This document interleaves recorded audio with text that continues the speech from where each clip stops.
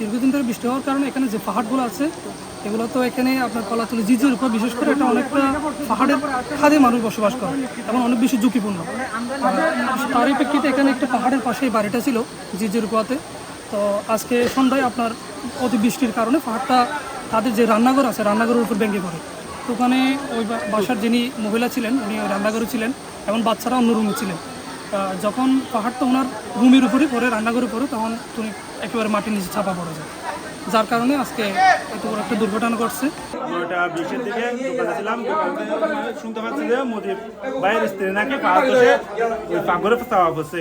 আমরা তৎকালীন সাথে সাথে দোকানে কয়েকজন মানে আসে দেখতেছি উনি সত্যি ওখানে চাপা পড়ছে। তারপরে এখানে অনেক বাস ডোয়া ছিল, ওগুলো আমরা কেটে গিয়া করে। আর আমাদের একটা ভাই ছিল, ওনাকে বলতেছি ফায়ার সার্ভিসকে খবর দাও। উনি সাথে সাথে ফায়ার সার্ভিসকে খবর দিছে। ফায়ার সার্ভিস 20-25 মিনিটের মধ্যে ফায়ার সার্ভিস আসছে।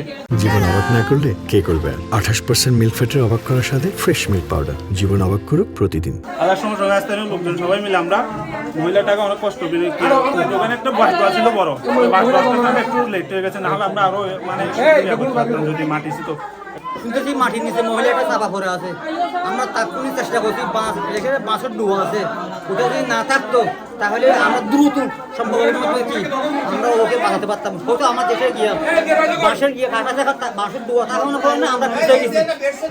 একটা ফায়ার সার্ভিস সহ আমরা সব অনেক চেষ্টা করছি, কিন্তু তাও যত দূর সম্ভব আমরা উদ্ধার করছি। যদি আমার একটা বাঁশের ডুয়াটা যদি না থাকতো তাহলে একদম সহজ।